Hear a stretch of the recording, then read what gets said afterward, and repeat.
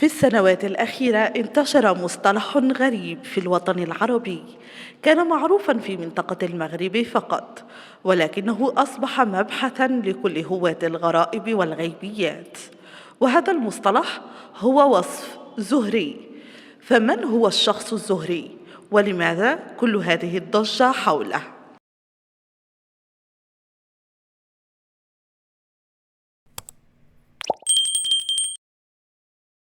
في المغرب بين الحين والآخر تقع جريمة اختطاف لطفل أو طفلة، خاصة في المناطق النائية البعيدة، فيسمع الخبر على أنه اختطاف آخر لطفل زهري، وأن الموضوع له علاقة بالسحر والشعوذة. في إفريقيا بأكملها لا تزال الممارسات السحرية ضمن جوانب الحياة اليومية، فالعديد من الأفارقة بدل أن يذهبوا إلى الطبيب عندما يمرضون يذهبون إلى دجال أو ساحر ليعطيهم بعض الطلاسم كي تذهب عنهم الأرواح الشريرة، فيما يسمى بالفودو الإفريقي، والذي هو من مخلفات الوثنية القديمة. بل حتى أن الفراعنة قديما كانوا يؤمنون بوجود السحر، والدليل على ذلك ما حدث بين كهنة فرعون وموسى عليه السلام. ولكن مصطلح الزهري يختص به المغرب فقط دون باقي البلاد الإفريقية، ويقال أن أصل الكلمة أتى من مصدرين. المصدر الأول هو الزهر، وهو الحظ باللهجة المغربية، والمصدر الثاني هو كتاب الزهار اليهودي الذي يضم مجموعة من النصوص عن الإله وقوى الشر والكون. والسحر في المغرب هو خليط من العادات الوثنية الإفريقية وممارسات الكابالا اليهودية. والزهري هو طفل أو طفلة له خصائص معينة تجعله ثروة بالنسبة للدجال، وهذه الخصائص في مجملها 7، ولكن يكفي أن يتوفر على واحدة منها لكي يطلق عليه وصف زهري. وهذه الخصائص هي: أولاً، انفلاق اللسان على شكل طولي غير متعرج، وهذه علامة واضحة وسهلة وتكون منذ الولادة. أما العلامة الثانية وهي الأكثر شهرة فهي الخط المتواصل العرضي في وسط كف اليد، سواء اليمنى أو اليسرى، فغالبية الناس يتوفرون على خطين غير متواصلين في كف يدهم، ولكن الزهري يكون في كف يده خط واحد متواصل يكون مع الخط المائل الآخر رقمي 18 أو 81. وهذه العلامة هي أول ما يبحث عنه الساحر أو الدجال عند الطفل. العلامة الثالثة هي حول الحسن، وهو ذلك الحول الخفيف في إحدى العينين. والعلامة الرابعة هي لون العينين، فإما يكون أخضر أو أزرق، أو أن تكون كل عدسة بلون مختلف. فالعلامة الخامسة تكون لون الشعر وانغلاقه بشكل معين. وكل هذه العلامات يمكن أن يميزها الدجال بمجرد رؤية الطفل فيقرر إن كان زهريا أم لا.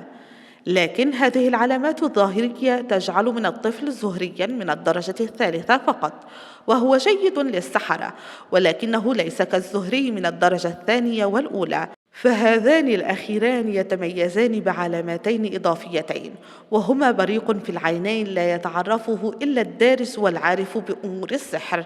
والعلامة الأخيرة هي لون الدم الذي يتميز بميله إلى اللون الوردي. وطبعا هذه العلامة لا يمكن معرفتها إلا بجرح الطفل ورؤية دمه. فما حاجة الدجالين والسحرة لهؤلاء الأطفال؟ ولماذا يصنفونهم وفق العلامات؟ حسب الباحثين فإن الطفل إن كان يتوفر على كل العلامات ال7 فإنه زهري درجة أولى، وهو الأكثر طلباً عند معشر السحرة والدجالين، فإن نقطة واحدة من دمه كفيلة بفتح خزائن وكنوز الجن. أما من تتوفر فيه 6 صفات فهو زهري درجة ثانية، وهو أيضا مطلوب ومرغوب.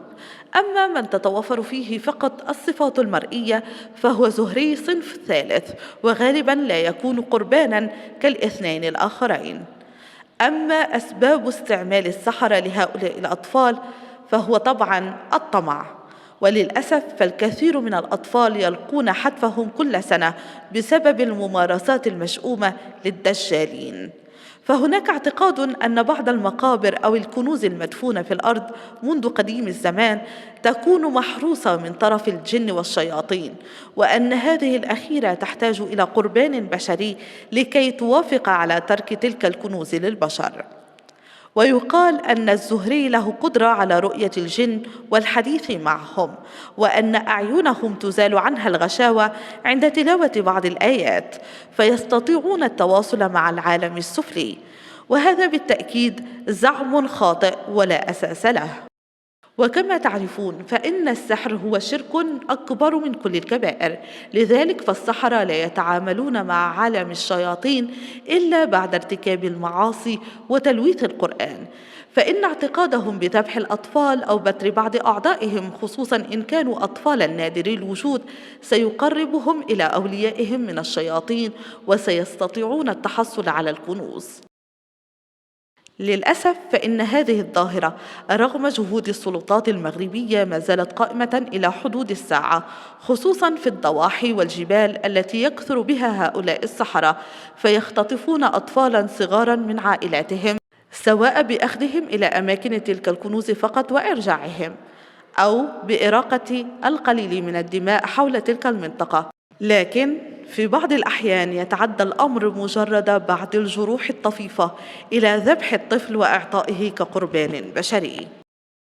وهذه الظاهرة ليست حكرا على المغرب ولا وليدة اليوم، بل إنها معروفة منذ القدم، وقد كانت القرابين البشرية تقدم للآلهة لدرء الحوادث والكوارث، وكلما كان هناك زلزال أو فيضان سارع المجتمع في تحضير قربان بشري، سواء كان طفلا أو فتاة عذراء أو شابا بمميزات معينة ليقدم إلى إله من الآلهة.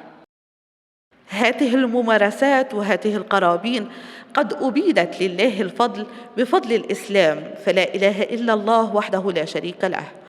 وتجدر الإشارة إلى أن بعض القرابين البشرية ما زالت تقدم إلى كائنات خيالية أو آلهة في الهند والبرازيل وتشيلي والمكسيك، بل إن حادثة قد وقعت في إيطاليا سنة 2000 حين قتلت راهبة على يد طالبات بسبب طقوس شيطانية.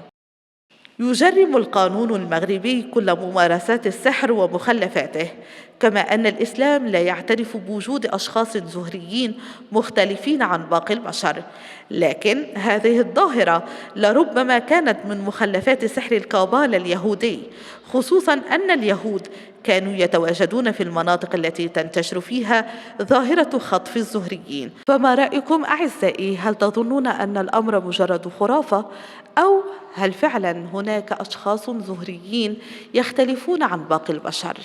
اكتبوا لي تعليقاتكم وأنتظركم في الفيديو القادم إن شاء الله.